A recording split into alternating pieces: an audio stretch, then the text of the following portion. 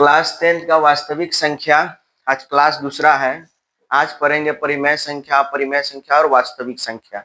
इससे पहले जो भी हम संख्या पढ़े थे, जैसे प्राकृत संख्या, पूर्ण संख्या, पूर्णांक संख्या, सम संख्या, विषम संख्या, धनात्मक संख्या, ऋणात्मक संख्या, इससे पहले इस पिछला क्लास में हम लोग पढ़ लिए।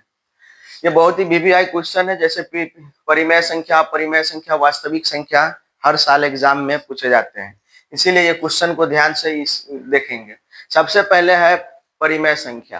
तो परिमेय संख्या क्या होता है कि कोई ऐसी संख्या जिसको p बाई क्यू के रूप में लिखा जा सके, जहां p और q पूर्णांक हो और q कभी भी 0 के बराबर नहीं होना चाहिए। तो सबसे पहले समझेंगे कि ये p बाई क्यू का मतलब क्या होता है। तो p बाई क्यू का मतलब ये हुआ कि कोई भी संख्या को हम भिन्न के रूप में लिख सकते हैं। जैसे भिन्न के रूप में कैसे लिखेंगे, तो भिन्न का मतलब होता है एक ऊपर में अंश होता है और नीचे में हर होता है। तो कोई भी ऐसी संख्या जिसको हम भिन्न के रूप में लिखें, जैसे 2/3, तो ये हमारा भिन्न के रूप में है, तो इसका मतलब ये p बाई क्यू के रूप में है। और जिस संख्या को भी p बाई क्यू के रूप में हम लिख सकते हैं, इसका मतलब है कि वो परिमेय संख्या है। जैसे 2/3 है, जैसे -2 है, -2/3 है, इसको भी हम p बाई क्यू के रूप में लिख सकते हैं, इसका मतलब वो भी हमारा परिमेय संख्या है। एक और है, जैसे हम सिर्फ 5 लिखे, तो क्या ये परिमेय संख्या है कि नहीं, जबकि यह तो p बाई क्यू के रूप में लिखा भी नहीं है। इसको कैसे देखेंगे, इसके नीचे में हम 1 देंगे, एक छिपा रहता है, तो जिसको देखो p बाई क्यू के रूप में हम लिख सकते हैं, यानी ये भी हमारा p बाई क्यू के रूप में हुआ। इसका मतलब 5 भी हमारा p बाई क्यू के रूप में है, इसीलिए इसको भी हम परिमेय संख्या कहेंगे। जैसे -6 है, क्या -6 परिमेय है कि नहीं, तो इसे भी हम क्या करेंगे, नीचे में देखेंगे 1 है, तो इसको भी हम p बाई क्यू के रूप में लिख सकते हैं। इसका मतलब यह है कि यह भी हमारा परिमेय संख्या है। सबसे बड़ी बात, ये जीरो है कि नहीं परिमेय संख्या, तो ये है कि नहीं, तो देखो इसको भी हम नीचे में या 1 लिख सकते हैं, तो इसका मतलब ये हुआ, ये भी हमारा p बाई क्यू के रूप में हुआ, तो इसका मतलब हम 0 को भी कहेंगे कि परिमेय संख्या है। लेकिन एक और टर्म है, जैसे 5 बाई हम 0 लिखे, तो क्या यह परिमेय संख्या होगा, तो यहाँ कंडीशन लिखा गया है कि q कभी भी 0 के बराबर नहीं होना चाहिए। इसका मतलब यह है कि यहाँ पर हमारा 0 के बराबर आ गया, तो ये कभी भी ना तो अपरिमेय होगा ना परिमेय होगा, यानी यह हमारा हमेशा अपरिभाषित हो जाएगा।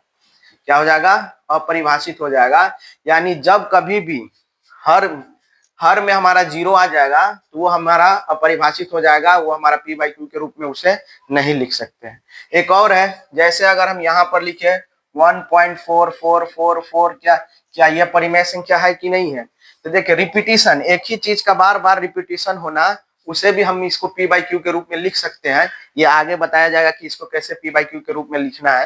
लेकिन फिलहाल ये जान लो कि कोई भी संख्या दशमलव के बाद रिपीटिशन होता है, बार बार वही चीज आता है, तो ऐसे चीजों को हम p बाई क्यू के रूप में लिख सकते हैं, तो इसका मतलब ये भी हमारा परिमेय संख्या हुआ।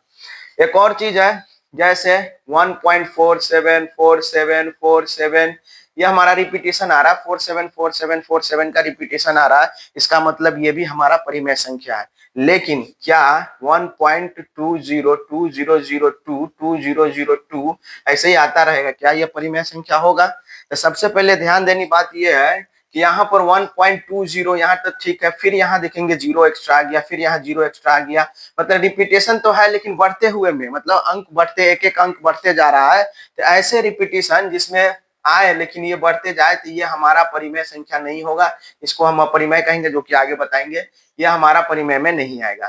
तो सीधी बात है कि जिस संख्या को p बाई क्यू के रूप में हम लिख सकते हैं, वह सभी संख्याएं हमारा परिमेय संख्या कहलाएगा। जैसे एक और है, जैसे √2।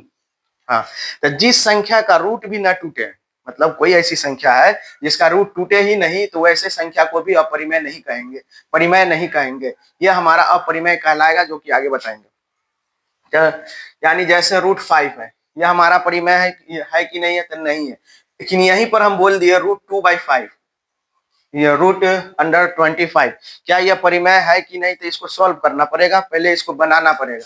तो इसको बनाएंगे तो √25 का 5 × 5 होता है, और हम जानते हैं कि जब कभी भी रूट के अंदर दो होता है तो उसका एक लेते हैं, एक पेयर लेते हैं, तो यहाँ पर हमारा 5, तो इसका हुआ 5। तो इसका मतलब ये हुआ कि √25 हमारा बनता है 5। तो क्या ये परिमेय है कि नहीं? हाँ, ये परिमेय है, क्योंकि हमने इसका रूट तोड़ दिया। तो जिस संख्या का भी रूट अगर टूट जाए, तो वो सभी हमारा क्या कहलाएगा, तो परिमेय संख्या कहलाएगा। लेकिन जिसका रूट टूटे ही नहीं, तो वो सभी हमारा क्या कहलाएगा, अपरिमेय संख्या कहलाएगा। जैसे एक और है, जैसे यहाँ पर हम लिखे हैं, मान लेते हैं कि यहाँ पर हमारा 35 है, क्या ये टूटेगा रूट, तो इसका रूट नहीं टूटेगा, ये तो हमारा अपरिमेय हो गया। उसी तरह से यहाँ पर हम लिखते हैं जैसे 8 है, रूट अंडर 8, तो क्या करेंगे, तो सबसे पहले इसको सॉल्व करेंगे, तो इसका सबसे पहले हमें ना सबसे पहले यहाँ पर 8 का है ना, यहाँ पर गुणनखंड करेंगे, तो यहाँ से 4 2 2, तो यहाँ से हम लिख सकते हैं कि रूट अंडर 2 इंटू 2 इंटू 2, और यहाँ 2 का जोड़ा निकालेंगे ये, तो क्या ये पूरा रूट टूटा, तो नहीं टूटा। तो जब भी कभी भी संख्या अगर रूट में दिया रहे तो पहले उसको सॉल्व करेंगे, और सॉल्व करने के बाद देखेंगे कि वह संख्या पूरी तरह से टूटता है कि नहीं रूट के अंदर से। अगर नहीं टूटा तो उसको कहेंगे कि अपरिमेय है, अगर टूट जाता है तो उसको कहेंगे कि परिमेय संख्या है। तो यहाँ से हम क्या क्या जाने, सबसे पहली बात, परिमेय संख्या किसको कहेंगे, तो पी बाई क्यू के रूप में लिखा जा सकता है। पहला कंडीशन था कि क्या कोई भी ऐसी संख्या हो जिसको हम पी बाई क्यू के रूप में लिख दे तो वो हमारा हो जाएगा परिमेय। एक और बताए थे कि ऐसी संख्या जो दशमलव के बाद बार बार आए यानी रिपीटेशन हो तो उसको भी हम पी बाई क्यू के रूप में लिख सकते हैं। लेकिन इसी रिपीटेशन में एक ऐसा रिपीटेशन आया कि आने के बाद फिर संख्या बढ़ा, फिर आने के बाद फिर अलग अलग यानी संख्या बढ़ते गया, तो इस तरह की जो बढ़ते हैं उसको हम परिमेय संख्या न कहकर अपरिमेय संख्या कहेंगे। तो यहाँ हमारा परिमेय संख्या हो गया, और इसी का उल्टा है अपरिमेय संख्या।